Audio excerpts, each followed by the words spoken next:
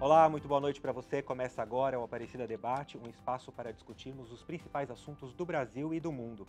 Hoje vamos falar sobre reajuste salarial. No dia 1º de janeiro de 2009, começou a valer o novo salário mínimo nacional. De R$ 954 passou para R$ 998, um aumento de 4,61%. Mas esses R$ 998 ficaram abaixo dos 1.006 estimados em 2018 pelo então presidente Michel Temer e que com certeza vão fazer falta no bolso do trabalhador. Mas apesar do valor do mínimo ser nacional, alguns estados têm piso próprio e não seguem o decreto federal. E para mais de 48 milhões de brasileiros, o salário mínimo é a referência de ganhos, principalmente daquelas categorias que não entram em acordos coletivos ou convenções. Um exemplo é o das domésticas. Já no caso dos servidores públicos, os reajustes seguem outra lei.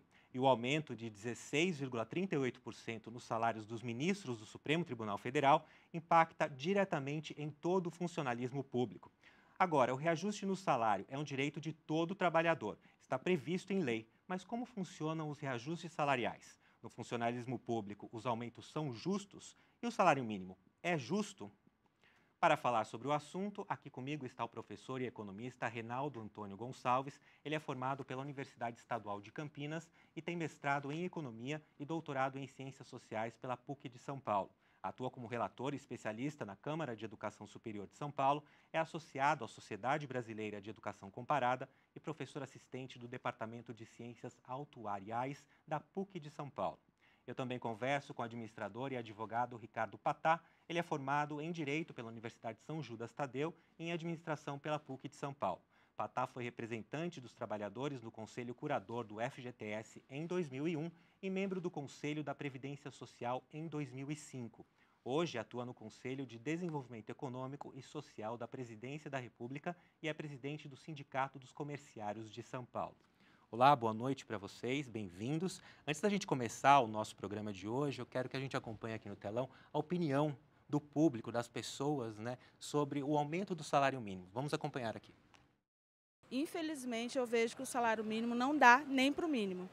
Tem muita gente passando necessidade e é muito triste, né? Ver que o valor, que o trabalho não está sendo valorizado. Olha, o que depende só da aposentadoria faz falta sim.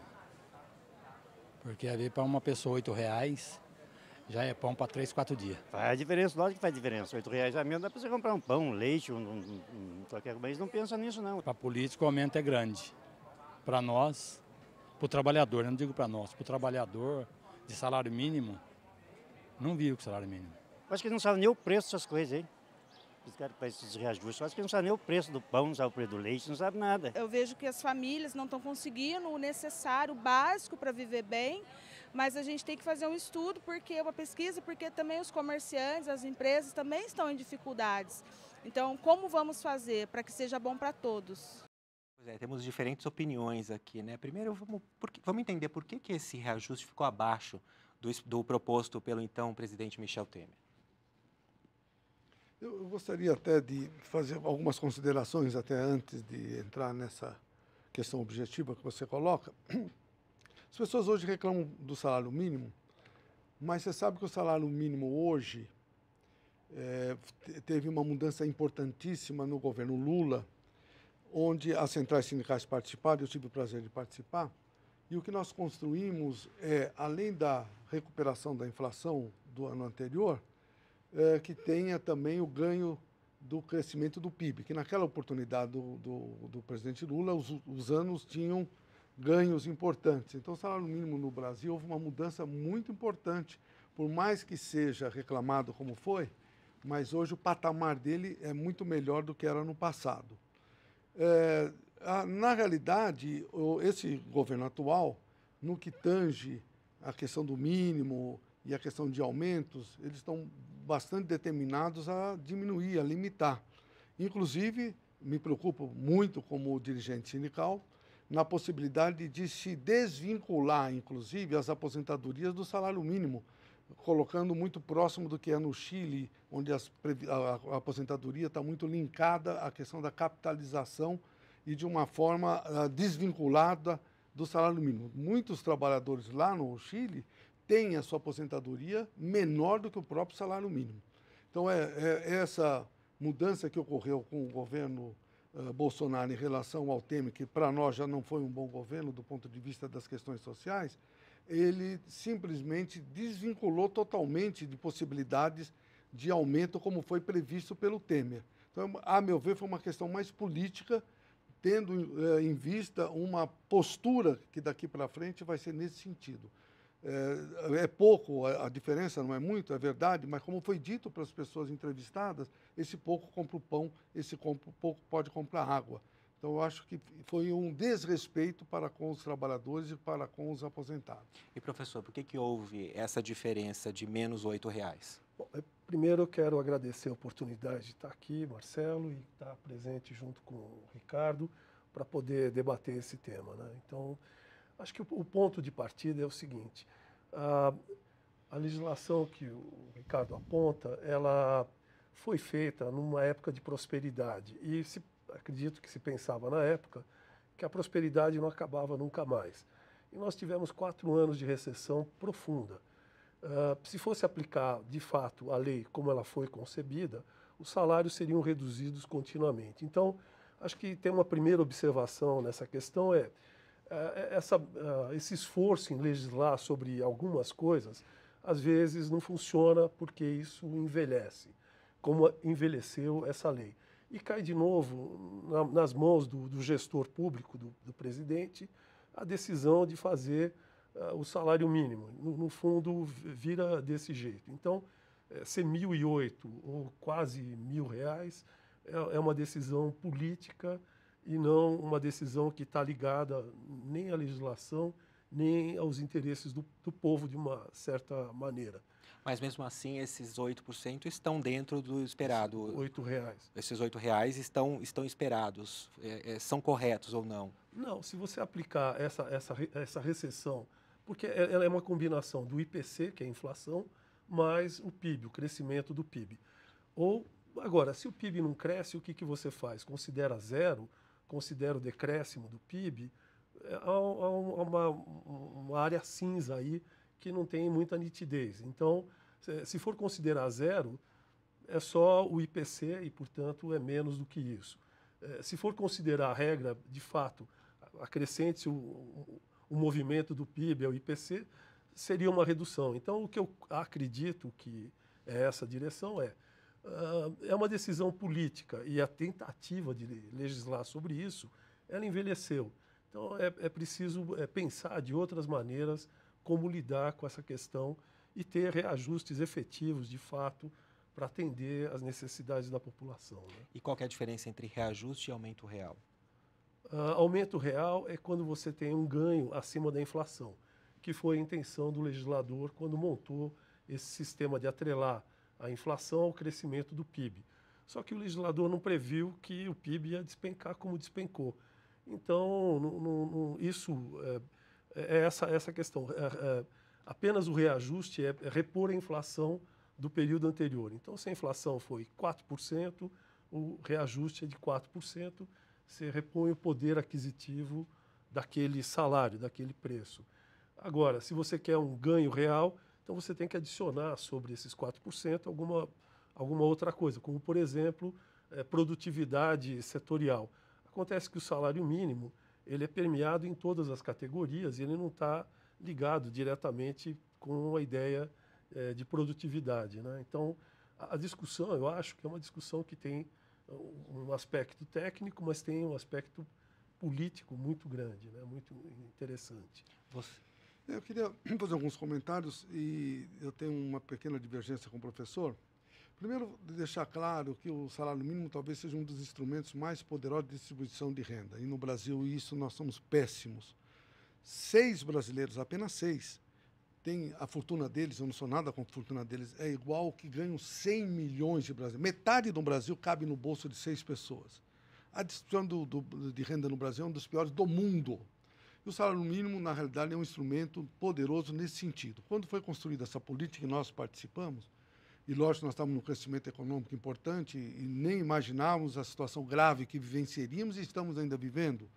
Mas havia um acordo entre nós e junto com a Presidência da República que, caso ocorresse um PIB negativo, ele não entraria para diminuir o salário mínimo. no mínimo, o salário mínimo teria reposição salarial e não teria o acréscimo do piso. Esse ganho real ele é fundamental para que possa haver uma mudança importante na distribuição de renda. Você mesmo disse, e é uma coisa importante, no Brasil nós temos 5 estados que têm pisos regionais, entre eles São Paulo. E nós estamos agora falando até com o governador, porque até não teve a mensagem na Assembleia Legislativa para que possa, no ano 2019, ter esse piso regional. Nós temos 3... E esses pisos regionais são maiores do que o pouco valor maiores, nacional, né? É verdade, mas tem algumas questões que são muito pontuais.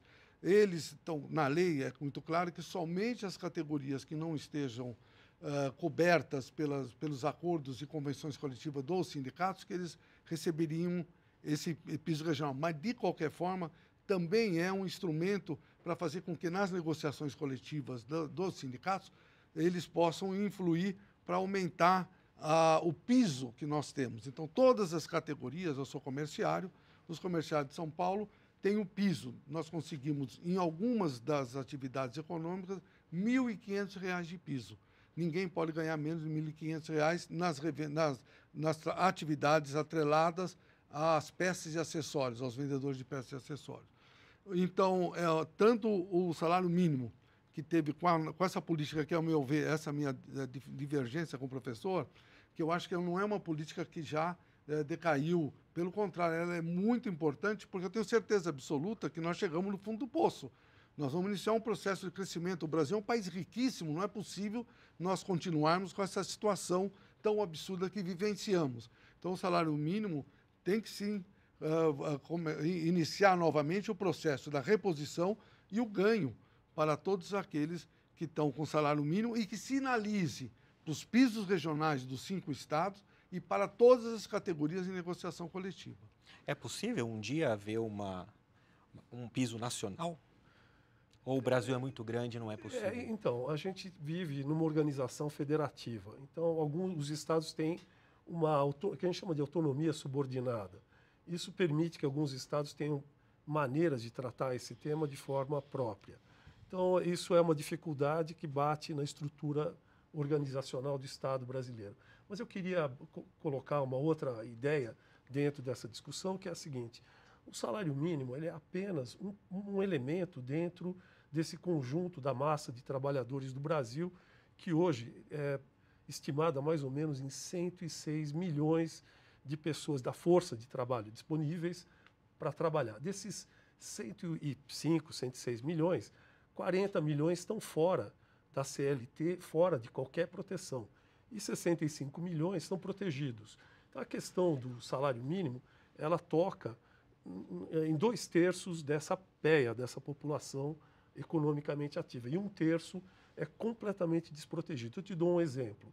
Empregado doméstico sem carteira registrada, isso é o dado do IBGE, da PNAD.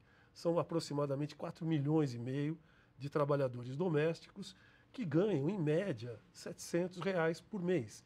Então, se o salário mínimo for para 1.000, 2.000, o número que for, essa população que é desprotegida, ela está fora dessa discussão. Então, acredito que é importante a gente ampliar essa discussão para poder enxergar um pouco mais o Brasil e sair de uma relação estreita entre capital e trabalho, ou capital e trabalho e Estado.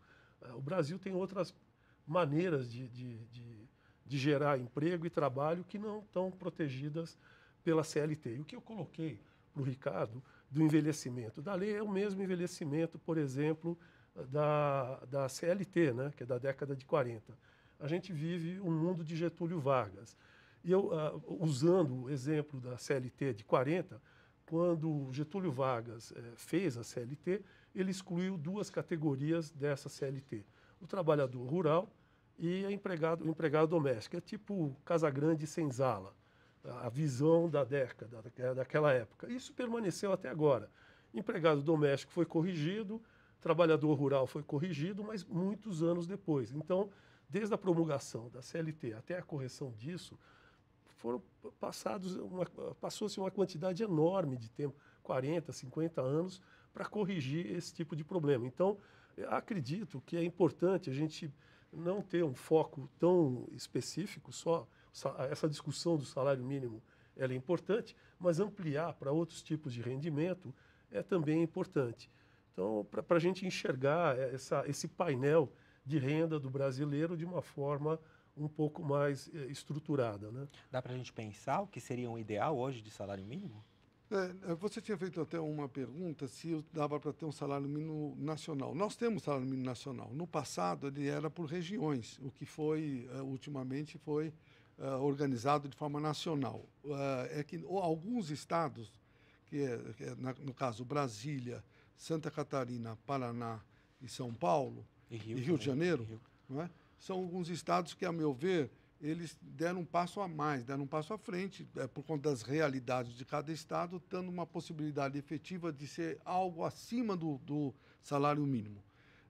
Eu continuo achando fundamental uma política do salário mínimo como um instrumento muito importante de distribuição de renda, independente das questões que podem ser agregado outros valores, né?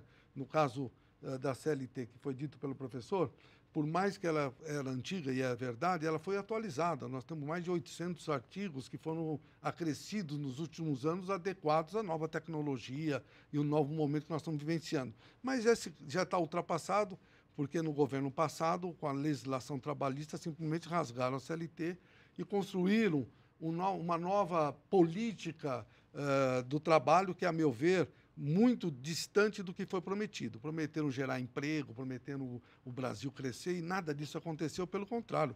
Continuamos com mais de 12 milhões de desempregados, e o que foi acrescentado de mão de obra empregada foi no mundo informal, o que, a meu ver, piorou muito. Eu acho que é muito importante, nesse governo, inclusive, nós temos política industrial, temos uma reforma tributária, nós temos que ter outras condições para que nós possamos iniciar um processo de geração de emprego e incluir essas pessoas que estão desempregadas. E tem duas ou três cláusulas, a meu ver, absurdas na reforma trabalhista. Uma delas é o trabalho intermitente da forma que foi colocada. Tem um grupo nacional importante que contratou no fim do ano sobre esse regime, pagando R$ 4,85 a hora para trabalhar 5 horas por semana. Se arredondar para 5, nós vamos ter R$ 25 por semana, o que dá R$ 100 por mês. Só que o pessoal esqueceu que a própria legislação diz o seguinte: para a pessoa estar trabalhando, estar na estrutura previdenciária, ela precisa recolher 8%, só que é do salário mínimo. Se nós arredondarmos para R$ 1.000, seria R$ 80, ou seja, a pessoa trabalhou para ganhar R$ 20. Então, essas questões que sim precisam ser debatidas e discutidas. Não há dúvida nenhuma que algumas das questões de instrumentos que aí estão, a meu ver, continuam muito importantes. Salário mínimo é importante, piso regional é importante, e os pisos das categorias, mais importante ainda. Nós precisamos eliminar esse fosso absurdo que nós temos no Brasil, de salários muito elevados para aqueles salários baixíssimos que milhões de pessoas ganham.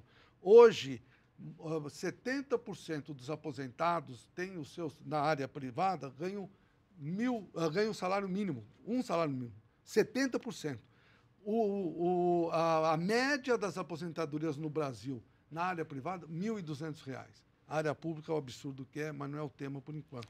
Hoje um executivo ganha 34 vezes mais do que um trabalhador comum, né? É isso. Professor, rapidamente, que a gente está terminando essa primeira parte do programa, qual seria o ideal hoje de salário mínimo, do piso ideal de salário mínimo? O piso ideal? Isso. Olha, eu acredito que ele deveria, como disse o Ricardo, é um instrumento para um segmento da população de melhora de qualidade de vida, mas ele não resolve a outra parte. Mas eu acredito que esse patamar de R$ 1.000, ou até entre 1.000 e 1.100, esse intervalo, seria um bom intervalo para um salário mínimo. Mas isso daí é, na verdade, a vontade do dirigente. Então, se o dirigente deseja melhorar esse referencial de mercado, ele melhora.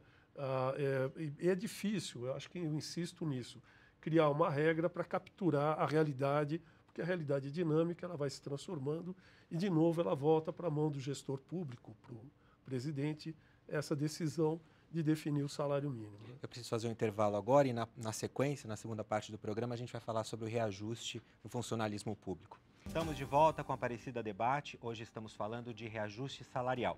Aqui comigo está o professor e economista Reinaldo Antônio Gonçalves. Ele é formado pela Universidade Estadual de Campinas e tem mestrado em Economia e doutorado em Ciências Sociais pela PUC de São Paulo.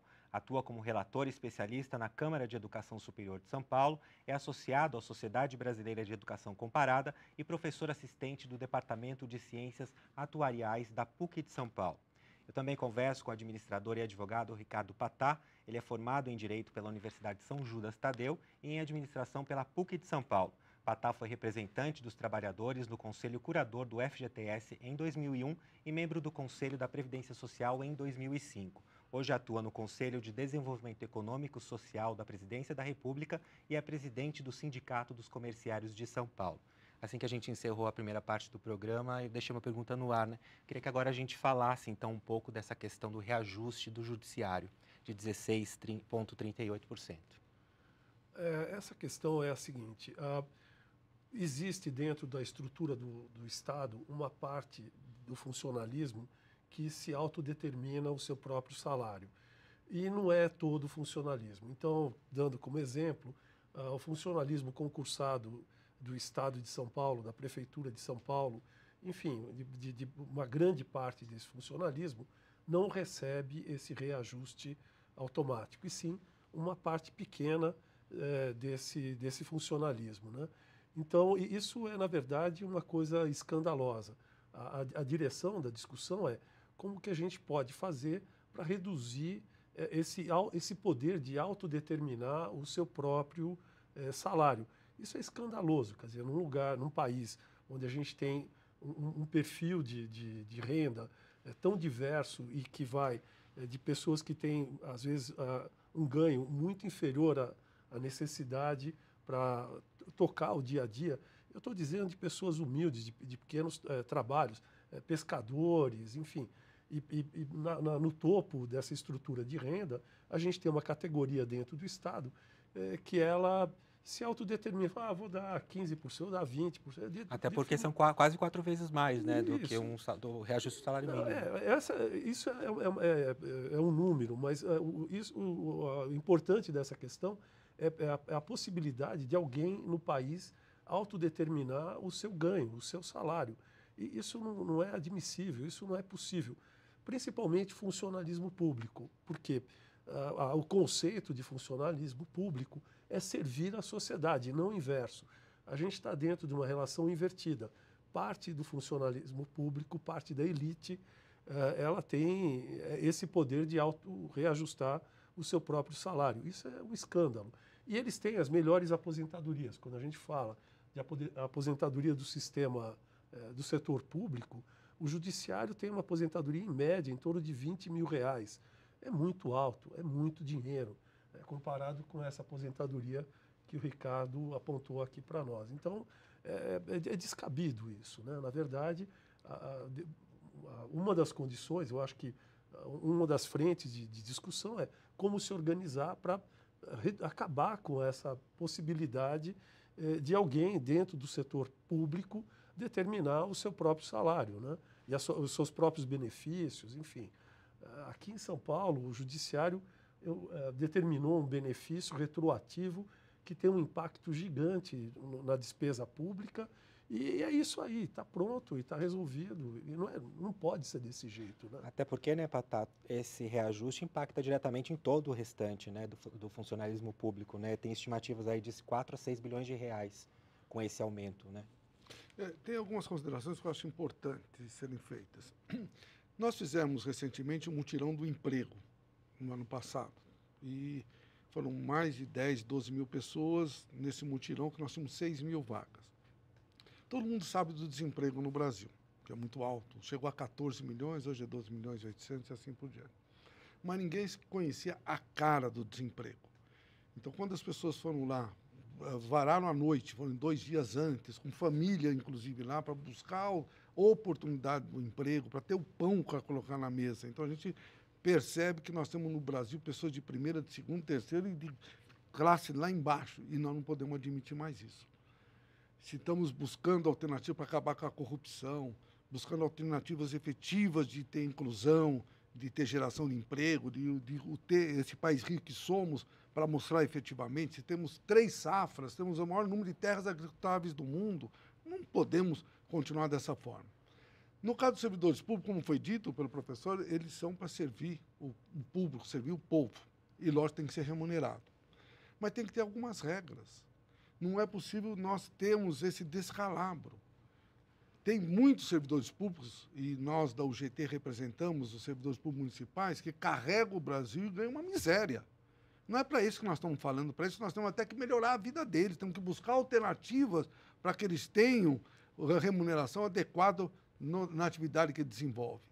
Mas nós estamos falando, na realidade, do judiciário, dos políticos, senadores, deputados, do Ministério Público, alguns da Polícia Militar, coronéis, que nós temos aqui no estado de São Paulo, o custo da aposentadoria de coronéis muito mais elevado do que, acho que paga todos os militares na ativa, porque tem centenas de coronéis aposentados, por exemplo, nada contra os coronéis também, é contra a estrutura que foi construída hoje. Então, nós temos, quando se tem um aumento desse, que é para um setor judiciário, com certeza absoluta, isso vai para todo mundo. Vai para... Daqui a pouquinho o Maia já está colocando o aumento para os deputados, para o Senado. E aí continua esse efeito cascata. E assim por diante, e isso são bilhões e bilhões, enquanto nós temos milhões de pessoas que não têm o que comer, estão abaixo da linha da miséria. Então nós precisamos, por isso que eu disse que nós somos, a UGT é uma central reformista, e nós queremos fazer reforma política, reforma tributária, e reforma do Estado. Essas reformas iniciam um processo de fazer mudanças no Brasil. Até 1998, os servidores públicos não contribuíam com nada com a aposentadoria. Nada. Era tudo Estado. E mesmo com essas mudanças, até hoje, nós continuamos com privilégios absurdos.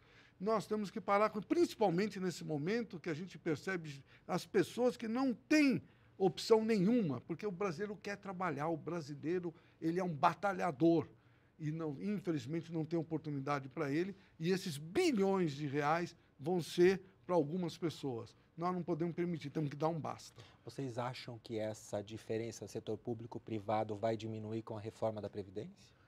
A reforma, pelo menos como foi divulgada preliminarmente, ela aponta para uma unificação de aposentadoria igual para todos no final. Eu acredito que esse é um bom caminho, é desse jeito. Mas eu queria fazer uma pequena retificação dessa primeira questão, é coisa rapidinha. O funcionalismo público ele tem 3 segmentos. Um segmento é essa elite que a gente está falando, que se autodetermina o reajuste. Tem uma parte de funcionalismo concursado que não tem reajuste. Em São Paulo, o funcionário concursado do município, acho que há uns 5, 6 anos não tem reajuste nenhum. Então, esses 16% não chega no funcionário público comum que atende a população, que, enfim, presta serviços de fato à população, nas escolas, nos hospitais, nas repartições públicas. Esse não tem esse benefício. E ainda tem dentro do setor público um segmento, e isso é claro que eu acredito que aqui em São Paulo não deva ter, mas em algum lugar do Brasil tem, que é uma população ligada ao setor público sem carteira assinada, sem vínculo nenhum, com pagamento totalmente informal. Então, o setor público, ele reproduz, de certa maneira, dentro dele, algumas desigualdades que a gente encontra fora do setor público. Então, é importante deixar bem definida essa ideia que a pessoa que te atende numa repartição pública, ela não vai se beneficiar desses 16%. Quem vai se beneficiar são alguns funcionários do Legislativo, do Executivo e do Judiciário, que foi o primeiro a detonar esse processo de autorremuneração, de melhoria própria do seu salário, né? E você, Patá, você acha que a reforma da Previdência pode diminuir essa diferença? Eu acho que ela pode, e a UGT, inclusive, nós estivemos com o governo, coincidentemente ontem, levamos uma proposta. Nós temos 4 pilares que achamos fundamentais que sejam implementados. O primeiro, a transparência, porque até hoje nós temos economistas de qualidade superior que falam que é deficitário, economistas também de qualidade superior dizem que não é, e nós ficamos sem saber efetivamente quais são esses números, não é? Então, a transparência é fundamental. A segunda questão é a questão de gestão. O INSS é a maior imobiliária do Brasil. Tinha um imóvel na Consolação, perto da Paulista, um terreno enorme, que estava um posto de gasolina, alugado por R$50, valia mais de 50 mil. Isso é no Brasil inteiro, então não tem gestão Não que isso, se fosse vendido todos os imóveis de forma adequada, fosse resolver a questão da Previdência, mas pelo menos é uma demonstração de capacidade de gestão. Lá tem mais de 300 bilhões de dívidas impagáveis, empresas que quebraram. Se fosse num banco que cuidasse disso, a empresa poderia até quebrar, mas eu duvido que esse banco tivesse tanto prejuízo como a Previdência tem, que são mais de 300 bilhões de reais. Então, essa questão da gestão. A terceira questão é equidade e a quarta questão, muito próxima, é igualdade. Os brasileiros e brasileiras, todos têm que ser tratados da mesma forma, porque nós somos iguais. A nossa sugestão é que até 5 salários mínimos tivesse uma previdência pública para todos, juízes, professores, economistas, comerciários, e assim por diante, jornalistas e assim por diante.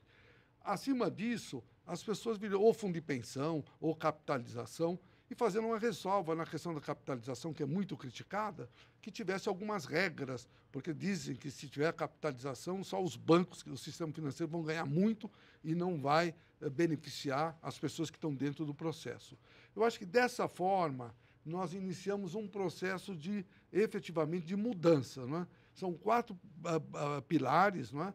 E lógico que é muito mais complexo do que isso que eu estou comentando, mas eu acredito, se tiver diálogo, se a sociedade participar, o mundo social, o mundo sindical, o mundo acadêmico, todo mundo querendo o melhor para o nosso país, a melhor previdência, eu tenho certeza que a previdência pode ser um indicativo de mudança no nosso país. Você acha que é isso mesmo? Não, para onde está sendo apontado, o Ricardo apontou, é correto. A questão da gestão dos fundos, ela é muito importante. E a gente não tem, como cultura no Brasil, de atribuir ao gestor do fundo a responsabilidade pelos ganhos e pelo prejuízo. Se o fundo dá lucro, o gestor vive bem, ganha salários enormes, mas se dá prejuízo, isso é mitigado entre os participantes do fundo. Então, esse é uma dificuldade, ela esbarra, inclusive, talvez numa questão cultural. Eu dou um exemplo e quero também ser bem sumário nisso. Essa tragédia de Brumadinho, o presidente da Vale ganha 5 milhões por mês, porque ela dá lucro. Agora, esse prejuízo não está dentro do escopo da redução do salário dele ou dele assumir os riscos jurídicos da empresa que ele comanda. Então, a gente fala que foi a chuva, fala que foi a barreira que tecnicamente não funcionava, fala que a sirene não tocou, mas não toca na questão central, que é atribuir a responsabilidade daquela pessoa que deve ser responsável efetivamente pela gestão dos fundos. E só para dar uma desdobrada nessa ideia, os fundos geridos pelas estatais tiveram, nos últimos anos, prejuízos enormes, a Petros, a Postales, enfim, e mesmo fundos privados, né? Então, o brasileiro ele deve ter a cultura, deve começar a desenvolver a cultura de exigir relatórios e responsabilizar o gestor efetivamente pelos atos que ele conduz na gestão desses fundos ou na gestão de qualquer empresa. Essa visão de responsabilização ela está muito distante da nossa vida. Ter essa direção ela é muito importante para que esses fundos de pensão que o Ricardo apontou, todo mundo finaliza com 5 salários mínimos, ok, mas quem quer mais paga um fundo de pensão, perfeito, só que um dos problemas desse fundo de pensão é a questão da atribuição da responsabilidade da gestão.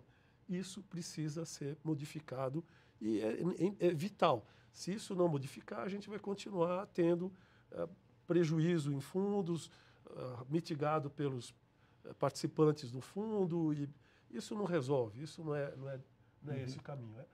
Eu acho que é importante esse momento político que a gente vive para abrir uma ampla discussão sobre todas essas questões e buscar um Brasil melhor, um Brasil mais justo, um Brasil com mais igualdade e menos diferença entre os segmentos sociais, né? Agora, voltando à questão do salário mínimo.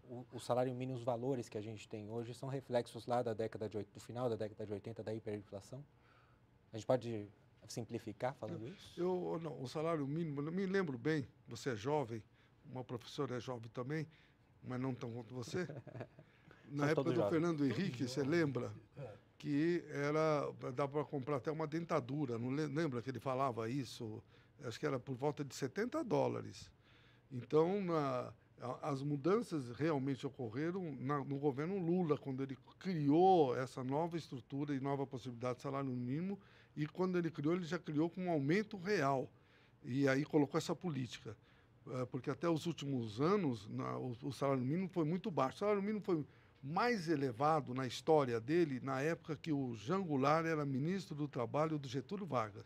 Lá ele 63. colocou o piso de salário mínimo num patamar que foi o mais elevado se comparado até hoje, levando em conta todos os indicadores econômicos. Então, hoje, por isso que eu digo que essa política eu acho ela muito atual, ela é muito razoável, no sentido de iniciar esse processo da valorização, que é um sinalizador de distribuição de renda. Como disse e repito, salário mínimo é um instrumento poderoso de distribuição de renda. Quando tem alguns aumentos razoáveis no salário mínimo, são bilhões que entram na economia para gerar o consumo e poder efetivamente contratar mais pessoas.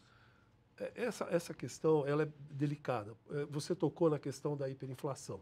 Nessa época da hiperinflação, o meu olerite, o salário que eu ganhava, eu cheguei a ganhar milhões. Eu não lembro o nome da moeda da época, mas na minha carteira de trabalho eu tinha um salário de milhões. Não servia para nada. Mudava constantemente, cruzeiro, cruzado novo, cruzeiro novo. A questão da inflação, no caso nós vivemos uma hiperinflação, mas só para ficar na questão da inflação. A gente tem o que a gente chama de salário nominal e salário real, ganho real e ganho nominal. Não adianta, é uma ilusão. Falar, não, a inflação é 10%, meu salário reajusta 10%, ok, eu vivo bem. Mas eu vou ter o reajuste salarial pelo dissídio, uma vez por ano. E os preços aumentam todos os dias. Então, eu, trabalhador, transfiro renda, o meu salário, para aqueles que podem reajustar o preço todos os dias. Então, essa transferência de renda ela foi brutal na época da hiperinflação. E o que a gente deve pensar para o Brasil é uma inflação baixa, próxima de 0%, 1%, por um período muito longo. E aí as conquistas de salário, elas serão conquistas efetivas e não mais ilusão monetária. Quer dizer, não adianta ter na minha carteira um regime, você ganha, sei lá, 15 milhões de X moeda. Não serve para nada. Eu pego essa moeda, ela derrete, ela acaba em 10, 15 dias, ela desaparece. Os outros 15 dias eu não sei o que fazer para comprar as coisas que eu preciso. Então a gente precisa olhar as coisas dentro dessa perspectiva. O salário mínimo tem que reajustar, ele é um farol importante para vários segmentos da economia, ele não resolve o problema de alguns setores, mas ele só faz sentido se ele tiver ganhos efetivos, reais. Isso significa uma inflação controlada próxima de 0. Esse é um parâmetro importante para que isso seja uma conquista boa, de fato, né? Com relação à inflação, acho interessante, eu também vivi num momento que num mês também, né? num mês a inflação estava em 84%. Um mês. Ou seja, a pessoa que ganhava R$1.000 no dia 1º estava ganhando R$160 no dia 30. Que se fosse no supermercado, era um verdadeiro. As pessoas que estavam naquele overnight, etc., ganhavam muito também com essa inflação. Alguns ganharam muito, mas milhões e milhões ficaram muito empobrecidos. A inflação, ultimamente, está num patamar muito razoável, está por volta de 5% no ano. No ano, está menos do que isso. Então, está muito razoável. Então, é nesse momento que nós devemos iniciar esses processos de políticas de distribuição de renda. E volto a dizer, o salário mínimo continua sendo, a meu ver, um dos instrumentos mais poderosos. Tá ótimo. Então, consideração final, por favor. Rapidamente. Essa questão aí ela é importante, mas a gente deve pensar essa ideia da inflação de forma muito clara. Inflação de 4%, 5%, que é o que a gente... Na verdade, é 4%. Ela é ainda alta, ela tem que ser em torno de 0% a 1%. Esse é o padrão para que a gente consiga enxergar ganhos efetivos, não só no salário mínimo, mas em todas as rendas da sociedade. Ótimo, então quero agradecer a presença de vocês. Eu agradeço o professor e economista Reinaldo Antônio Gonçalves. Ele é formado pela Universidade Estadual de Campinas e tem mestrado em Economia e doutorado em Ciências Sociais pela PUC de São Paulo. Atua como relator especialista na Câmara de Educação Superior de São Paulo, é associado à Sociedade Brasileira de Educação Comparada e professor assistente do Departamento de Ciências Atuariais da PUC de São Paulo. E muito obrigado também ao administrador e advogado Ricardo Patá. Ele é formado em Direito pela Universidade de São Judas Tadeu, em São Paulo, e em Administração pela PUC de São Paulo. Patá foi representante dos trabalhadores no Conselho Curador do FGTS em 2001 e membro do Conselho da Previdência Social em 2005. Hoje atua no Conselho de Desenvolvimento Econômico e Social da Presidência da República. É presidente do Sindicato dos Comerciários de São Paulo. E você, qual tema você quer ver aqui no nosso programa? Mande sua sugestão, crítica ou elogio para a gente. Anote aí o nosso WhatsApp, 12 99750 3600. O Aparecida Debate de hoje fica por aqui. Uma boa noite para você e até semana que vem. Tchau!